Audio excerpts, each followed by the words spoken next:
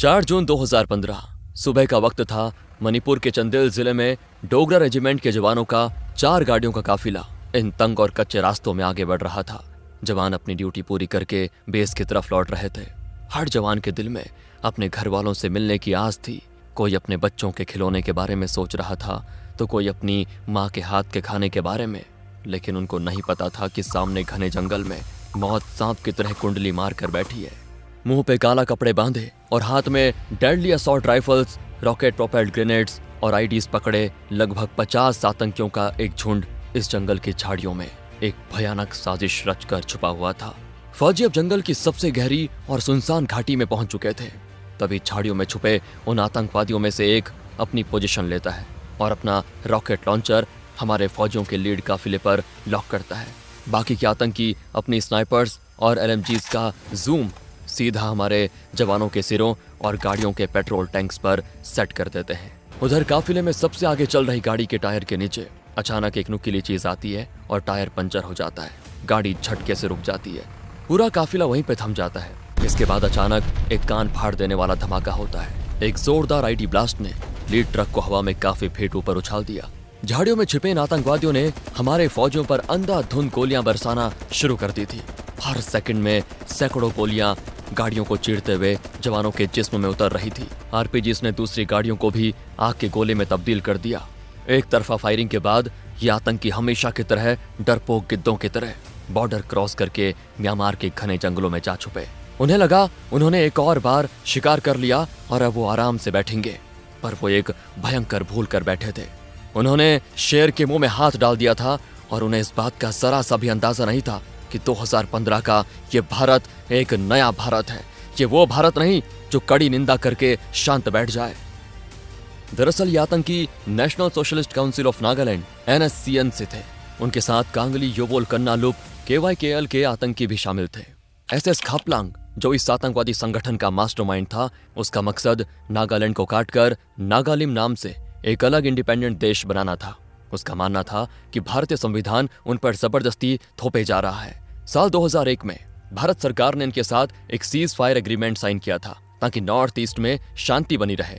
लेकिन मार्च 2015 में अचानक खापलंग ने इस सीज फायर को तोड़ दिया, क्योंकि इस शतरंज के पीछे के खिलाड़ी कोई और थे। इस आतंकी ग्रुप को पीछे से बैक चैनल फंडिंग, नए और आधुनिक हथियार और ट्रेनिंग सीधे तौर पर पाकिस्तान की ISI और चाइना से मिल रही थी। इन दुश्मन देशों का मोटिव बहुत ही क्लियर था, इंडिया के नॉर्थ ईस्ट को अशांत रखना ताकि भारतीय सेना का ध्यान बॉर्डर से हटकर इंटरनल सिक्योरिटी में उलझा रहे। म्यांमार का बॉर्डर जो कि खुला और बिना फेंसिंग वाला है, उसका फायदा उठाकर ये आतंकी आराम से ड्रग्स का व्यापार करते थे। ये पूरे नॉर्थ ईस्ट में दुकानों से लेकर आम घरों तक हर महीने डर और खौफ के नाम पर टैक्स वसूलते थे, जिसे वो प्रोटेक्शन मनी कहते थे। इन्हीं पैसों और भारी ताकतों की शय पर इनमें इतना गुरूर आ गया था कि इन्होंने भारतीय सेना को चुनौती देने की भूल कर दी थी। मणिपुर में पारा SF के बेस पर 35 साल के अनुभवी officer lieutenant colonel Oscar Delta अपनी कुर्सी पर बेचैन बैठे थे। एक पल के लिए भी उनकी आंखें बंद नहीं हो रही थी। जैसे ही वो पलके झुकाते, उन्हें चले हुए ट्रक और अपने वो 18 भाइयों के शव दिखाई देते। ऑस्कर डेल्टा किसी आम फौजी का नाम नहीं था।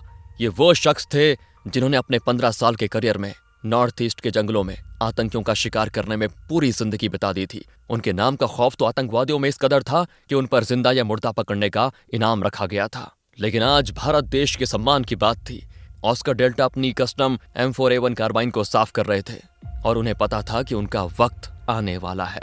मामले की गंभीरता को देखते हुए प्रधानमंत्री नरेंद्र मोदी ने तुरंत PMO में एक high level emergency cabinet meeting बुलाई। मीटिंग में रक्षा मंत्री Manmohan Parrikar, national security advisor Ajit Doval, army chief general Dalbir Singh Suhag, home minister Rajnath Singh और डिफेंस सेक्रेटरी RK माथुर मौजूद थे।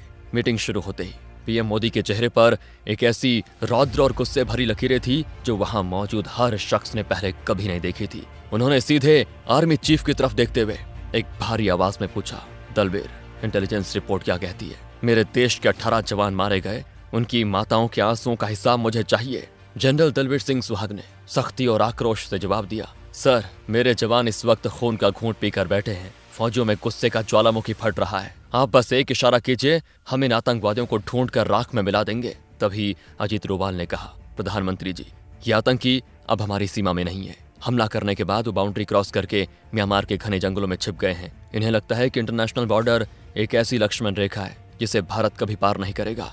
इस बार हमें शेर के मुंह में हाथ डालना ही होगा।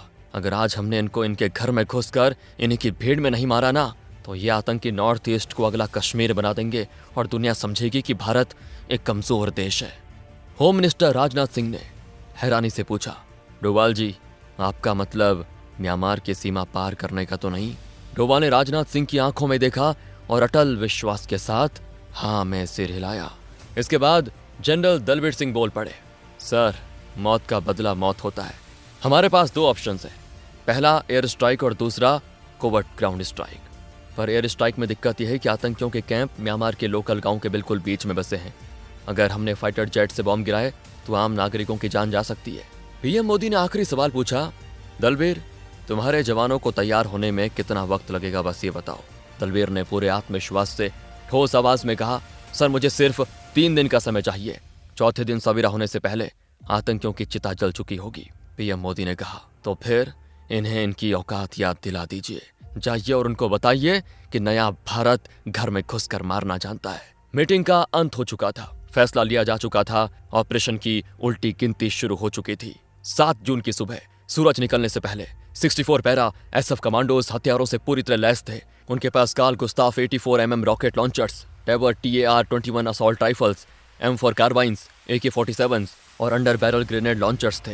ये कोई आम स्क्वाड नहीं था, ये मौत का वो फरिश्ता था जो दुश्मन को सीधा नरक भेजने के लिए तैयार था। मिशन को पूरी तरह से गुप्त रखा था। अगर आतंकवादियों को भनक भी लग जाती कि इंडियन आर्मी बॉर्डर्स क्रॉस कर रही है, तो वहां उनके लिए मौत का जाल बिछा मिलता। इसीलिए हेलीकॉप्टर्स का इस्तेमाल नहीं किया गया।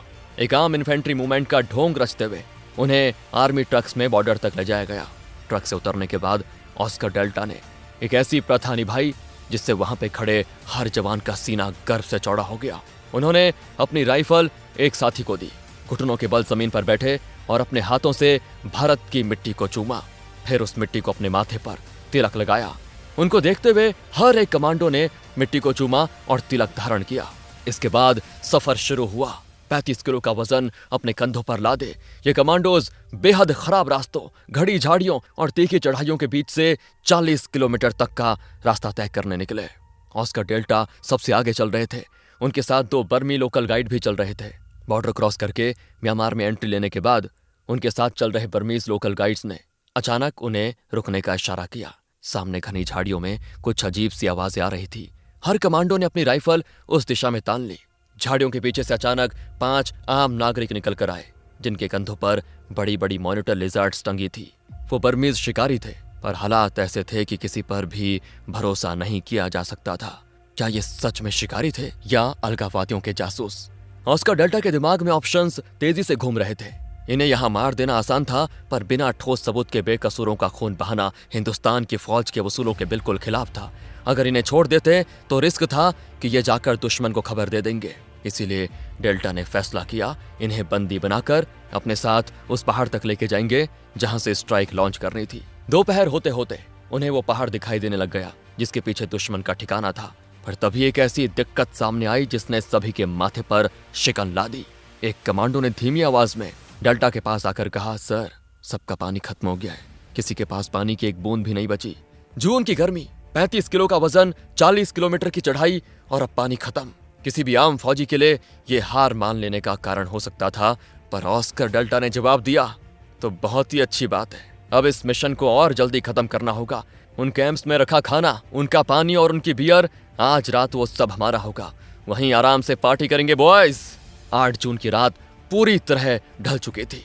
पैरा एसएफ के कमांडोज उस पहाड़ की चोटी पर पहुंच चुके थे। नीचे घाटी में दुश्मन के 3 कैंप्स बिल्कुल साफ दिखाई दे रहे थे। कमांडोज ने अपने नाइट विजन गॉगल्स और थर्मल इमेजर्स ऑन कर दिए। उन कैंप्स के अंदर घूम रहे आतंकी दिखने लगे थे। इन्हीं कमीनों ने कुछ दिन पहले डोगरा रेजिमेंट के बेकसूर जवानों को जिंदा जला दिया था और आज इनका हिसाब होने वाला था। लेकिन इस मिशन में धैर्य की सबसे बड़ी परीक्षा होने वाली थी। रात के ठीक 10 बजे अचानक गोलियों की आवाज आई। पहाड़ पर मौजूद हर भारतीय कमांडो ने अपनी राइफल तान ली और कवर ले लिया। फिर उन्होंने नाइट विजन में देखा कि 5-6 आतंकी कैंप से बाहर निकले और उसी पहाड़ की ढलान पर चढ़ने लगे जहां कमांडोज छुपे हुए थे। वो सिर्फ 150 मीटर दूर थे। धड़कनें बढ़ गई। अगर उन्होंने थोड़ा और आगे आने की कोशिश की तो फायर करना पड़ेगा, जिससे पूरा एलिमेंट ऑफ सरप्राइज खत्म हो जाएगा। लेकिन वो आतंकी नशे में धुत थे। उनके हाथों में शराब की बोतलें थी और वो जोर जोर से हिंदी गाने गा रहे थे। कुछ हवा में फायर करने के बाद वो वापस कैंप की तरफ लड़खड़ाते हुए चल गए। ये उनका शायद रूटीन पेट्रोल था। रात के 1 बजे फिर से हवा में फायरिंग की आवाजें आई। इस बार ये 10 मिनट तक चलती रही और फिर रुक गई। सुबह 3 बजे एक बार फिर फायरिंग हुई। दुश्मन बार बार हवा में फायर करके अपनी प्रेजेंस जता रहा था। ऑस्कर डेल्टा समझ गए थे ऐसे हालात में इनिशियल प्लान, जो कि 3 अलग दिशाओं से घेर कर अटैक करना था, उसमें बदलाव करना जरूरी था। उन्होंने तुरंत अपनी टीम्स को रिकॉग्नाइज किया और कहा, हम अब उनके सोने का इंतजार नहीं कर सकते। हम 20-20 के 2 स्क्वाड्स बनाएंगे। एक डायरेक्ट असॉल्ट करेगा, दूसरा कवरिंग फायर और एग्जिट रूट सिक्योर करेगा। सुबह ठीक 5 बजे जैसे वो खाने के लिए जमा होंगे, we hit them hard, very hard. इसके बाद पेट के बल रेंगते हुए 40 कमांडोज मौत के साए की तरह अपने टारगेट की तरफ आगे बढ़ने लगे। धीरे धीरे वो कैंप के ठीक बाहर एक सेमी सर्कल बनाकर पोजीशन ले चुके थे। कैंप्स के अंदर अलगाववादी नाश्ते की तैयारी कर रहे थे। कुछ आग जला रहे थे, कुछ हंसी मजाक कर रहे थे। उन्हें बिल्कुल भी अंदाजा नहीं था कि जिनकी नस्लों को वो गालियां देते हैं, वो उनकी छाती पर बंदूक ताने उनके आंगन में बैठे हैं। ये उनकी जिंदगी का आखिरी खाना होने वाला था। 5 बजने में बस कुछ ही मिनट बाकी थे। ऑस्कर डेल्टा ने आखिरी बार टारगेट एरिया को स्कैन किया। सामने 3 सेंट्री पोस्ट्स थी। पहला खाली था, दूसरे पर 4 और तीसरे पर 2 आतंकी पहरा दे रहे थे। इसके बाद डेल्टा फायर का ऑर्डर आया। कार्ल गुस्ताफ रॉकेट्स लॉन्चर से 2 रॉकेट्स सीधे उन सेंट्री पोस्ट्स पर जाकर फटी और अगले ही सेकंड उन आतंकवादियों के पर कच्छे उड़ गए। पहले ही वार में 6 आतंकवादी ढेर। अब उसके बाद जो शुरू हुआ वो किसी परले से कम नहीं था। भारतीय कमांडोज ने आग उगलना शुरू कर दिया। 40 ऑटोमेटिक वेपन्स एक साथ गरजे और ये कोई अंधाधुंध फायरिंग नहीं थी। ये एक ऐसी सटीक और प्रोफेशनल फायरिंग थी। हर कमांडो मशीन की तरह काम कर रहा था। उनकी स्पीड इतनी तेज थी कि दुश्मन को अपनी गन उठाने का मौका तक नहीं मिला। अलगाववादी बिना सरकटे मुर्गों की तरह यहाँ वहाँ भाग रहे थे। पहले 25 मिनट तक तो दुश्मन की तरफ से एक भी गोली फायर नहीं हुई। उनके टेंट्स छलनी हो गए थे, उनके हथियार वहीं ढेर हो गए थे। पूरा एनकाउंटर 45 मिनट चला और इन 45 मिनटों में भारत के वीर बेटों ने दुश्मन पर 15,000 राउंड्स फायर किए, 150 ग्रेनेड्स फेंके और करीब 1 दर्जन रॉकेट्स दागे। दुश्मन के 2 कैंप्स पूरी तरह जलकर राख हो चुके थे और तीसरा आधे से ज्यादा बर्बाद था। 50 से ज्यादा अलगाववादी उस जंगल में जलकर राख हो चुके थे। और सबसे बड़ी बात, हमारे एक भी कमांडो को हल्की सी खरोंच तक नहीं आई थी। डोगरा रेजिमेंट के जवानों के बहते खून का कर्ज आज पूरी तरह चुका दिया गया था। मिशन पूरा हो चुका था। ऑस्कर डेल्टा ने अपने जवानों को वापस मुड़ने का ऑर्डर दिया। उन 5 बर्मीज शिकारियों को जिन्हें इन्होंने उस समय बंदी बनाया था, वो छोड़ने का वक्त आ गया था। डेल्टा ने उनके पास जाकर न सिर्फ उनकी रस्सी खोली, बल्कि अपनी पॉकेट से निकालकर हर एक को 5,000 रुपए नगद दिए। उधर मणिपुर में हालात बेहद तनावपूर्ण थे। सुबह के 6 बज चुके थे। लेफ्टिनेंट जनरल विपिन रावत बार बार अपनी वॉच देख रहे थे। अब तक कोई सिग्नल क्यों नहीं आया? अचानक सैटेलाइट फोन बीप हुआ। विपिन रावत ने झपटते हुए फोन उठाया। दूसरी तरफ से एक भारी और थकी हुई लेकिन गर्व से भरी आवाज आई, mission accomplished sir. I repeat, mission accomplished. तुरंत ये message army chief general Dalbir Singh और वहां से पीएम मोदी, एनएसए अजीत डोभाल और रक्षा मंत्री को भेजा गया। वहीं दूसरी तरफ दोपहर 3 बजे मिट्टी और बारूद से सने पैरा एसएफ के ये 64 शेर वापस बॉर्डर पे स्थित पहले भारतीय गांव पहुंचे। भूख और प्यास से हालत खराब थी। कईयों को डिहाइड्रेशन था, पर चेहरे पर जो सुकून था ना, वो किसी अमृत से कम नहीं था। गांव में एंटर करते ही ऑस्कर डेल्टा ने एक छोटी सी दुकान देखी। उन्होंने वहां रखी म्यांमार बियर की सारी बोतलें खरीद ली। अपने जवानों के बीच बैठकर जब उन्होंने वो बियर पी तो उनकी थकान आधी तो वैसे दूर हो गई। कई दिनों की भयंकर टेंशन के बाद आज ये कमांडोज खुलकर सांस ले रहे थे, हंस रहे थे। शाम के लगभग 6 बजे आर्मी एविएशन कॉर्प्स के ध्रुव हेलीकॉप्टर्स आसमान से उतरे और इन सभी कमांडोज को सफलतापूर्वक वापस बेस पर लाया गया। कुछ ही मिनटों के बाद भारत सरकार ने एक ऐसी प्रेस कॉन्फ्रेंस की जिसने पूरी दुनिया में तहलका मचा दिया। भारत ने ऑफिशियली डिक्लेयर किया कि उन्होंने म्यांमार के अंदर घुसकर आतंकवादियों को मारा है। और ये इतिहास में पहली बार था जब भारत ने किसी क्रॉस बॉर्डर स्ट्राइक को इतने खुलेआम दुनिया के सामने स्वीकार किया था। 14 अगस्त 2015 को लेफ्टिनेंट कर्नल ऑस्कर डेल्टा को उनकी अजीम वीरता के लिए कीर्ति चक्र से नवाजा गया। दोस्तों, वीडियो पसंद आया हो तो लाइक करें और ऐसे ही रोंगटे खड़े कर देने वाले वीडियोस देखने के लिए एनी डॉग को सब्सक्राइब करना ना भूलें। तब तक के लिए जय हिंद, जय भारत।